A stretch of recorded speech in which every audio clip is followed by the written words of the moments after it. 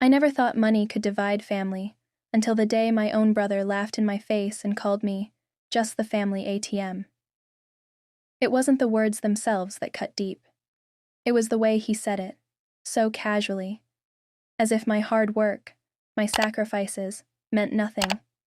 As if I existed solely to fund everyone else's needs while mine were ignored. It started small.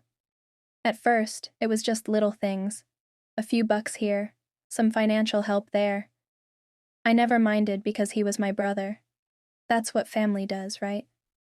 We help each other. But over the years, it became less about help and more about expectation. He'd lost jobs, made bad decisions, and instead of taking responsibility, he treated me like his personal bank. The requests became demands. If I said no, I was selfish. If I hesitated, I was acting different. And when I finally refused outright, he would get angry, guilt-tripping me with phrases like, "After everything I've done for you," or, "You wouldn't be where you are without family." The irony was, I had built my success on my own, without a single handout. I had worked extra shifts, studied late into the night, and built my career from scratch while he had wasted every opportunity handed to him. But the worst part? The rest of my family backed him. They never outright said it, but they encouraged his behavior. Every time I bailed him out, they called me a good sister. Every time I didn't, I was suddenly too busy for family. It was exhausting. Then came the day that changed everything. We were at a family dinner, the usual loud conversations filling the air, when my brother turned to me with a smirk. "So," he said, leaning back, "when's my next paycheck coming?" I raised an eyebrow. "Excuse me?" He chuckled, shaking his head. "Oh, come on. Don't act like you don't know. You're basically the family ATM at this point." The whole table went silent. Some of my relatives exchanged nervous glances, while others pretended not to hear. My mother sighed as if she was tired of the conversation before it even started. But I just sat there, staring at him, something inside me snapping. I had tolerated this for too long. I took a slow sip of my drink, placed it down carefully, and leaned forward. "Is that what you think of me? Just a walking wallet?" He shrugged. "It is what it is."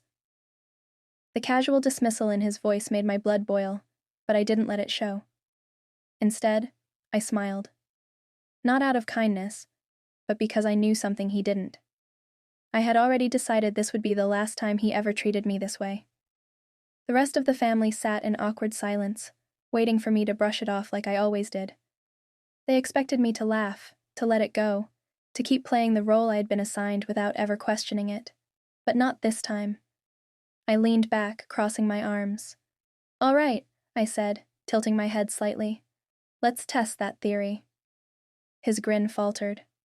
"What?" I pulled out my phone and right in front of him, started making a few changes, canceling the monthly payments I had been sending for his rent, blocking the automatic transfers that had been quietly supporting his lifestyle, and, just for good measure, I removed his name from my emergency contacts. "Wait, what are you doing?" he asked, his voice losing its cocky edge. I didn't look up. "Just fixing a little problem." "You're joking," he scoffed, though I could hear the unease creeping into his voice. I finally met his gaze, and for the first time in years, I saw something unfamiliar. Fear. Not because I was angry, but because he was realizing, perhaps for the first time, that he had no real power here. That without me, he had nothing. My mother shifted uncomfortably in her seat. "Sweetheart, maybe we should—" "No, Mom," I interrupted. "This isn't about family. This is about respect, and I think it's time he learned the difference." My brother laughed, but it was forced now. "All right, fine. Message received. You're upset. But we both know you'll cool off and go back to sending me money like always." I smiled again. "You really think so?" And then, just to prove how wrong he was, I stood up, placed a few bills on the table for my share of dinner, and walked out, leaving him and the rest of the family sitting there in stunned silence. Because this time, I wasn't coming back. I wish I could say that, after that dinner, my brother immediately learned his lesson.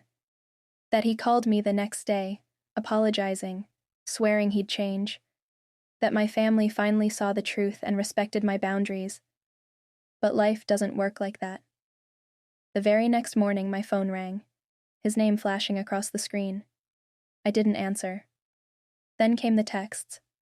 At first, they were casual. Hey, about last night, let's talk. Then they became more urgent. This isn't funny, rent is due. Then came the guilt tripping. Mom's really upset. She doesn't understand why you're being so harsh. And finally, the anger. You think you're better than everyone now? Just wait. You'll need us someday, and we'll remember this. I sat there, staring at my screen, feeling a strange mix of emotions. Disappointment, anger, exhaustion, but most of all, relief. Because for the first time in years, I wasn't reacting. I wasn't rushing to fix someone else's problems. I wasn't letting guilt control me. I turned off my phone and went about my day. But my brother wasn't done. 2 days later, my mother showed up at my door. I knew this was coming. I took a deep breath before opening it. She didn't even say hello before launching into her speech. You're tearing this family apart, she said, crossing her arms. Your brother is struggling, and you, of all people, are turning your back on him? I stepped aside, letting her in, but I didn't respond right away. I let her speak, let her pour out all her frustrations, let her list every single time I had been helped by the family in the past. Except every example she gave was a stretch. Like the time I stayed at my parents' house for 2 weeks after graduating because I was still searching for my own place. Or the time my brother picked me up from the airport and never let me forget it, as if that one ride somehow balanced out years of financial support. When she was finally done, I asked a simple question. Mom, has he ever given me a single dollar? She hesitated. That's not the point. No, I interrupted. That is exactly the point. He has never helped me. Not once. I have always been the one giving. And the one time I say no, suddenly I'm the bad guy. She sighed. Sweetheart, you have more than he does. It's easier for you. I let out a bitter laugh. It's easier because I worked for it, because I sacrificed, because while he was out partying, I was saving. While he was quitting jobs, I was building my career. You think I got lucky? No, Mom. I just made better choices. She frowned, shaking her head. Family helps family. That's how we were raised. I nodded. Exactly. And I'm helping him in a different way now, by letting him finally face his own responsibilities. I'm not abandoning him, Mom. I'm giving him the chance to grow up. She had no response to that. Just silence.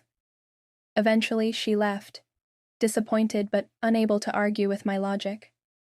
Then, something unexpected happened. A week passed. Then another. My brother didn't call, didn't text. At first, I thought he was just sulking. But then I heard from a cousin that he had, shockingly, found a job. It wasn't glamorous, and it certainly wasn't what he wanted, but it was a start. At first, he tried to guilt-trip our family, complaining that I had forced him into working. But when no one gave in, he had no choice but to keep going. And little by little, things started to change. Months passed. I focused on myself for the first time in years.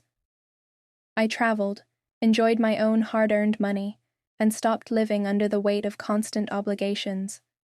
And then, one evening, my phone rang. It was him. I debated whether or not to answer, but something told me to pick up. His voice was different, less entitled, less arrogant, just tired. Hey, he said, after a long pause. I just wanted to say thanks. I blinked, taken aback. For what? He exhaled. For cutting me off. I hated you for it at first, but you were right. I was lazy. I was using you. And honestly, I don't think I'd have ever changed if you hadn't forced me to. I didn't respond right away. I had waited years for him to say something like this, but now that it was happening, I wasn't sure how to feel. Are you doing okay? I finally asked. He chuckled. I mean, I'm not living in luxury, but I'm managing. And for the first time in a long time, I actually feel proud of myself. I smiled. Good, I said. And for the first time in years, I truly meant it.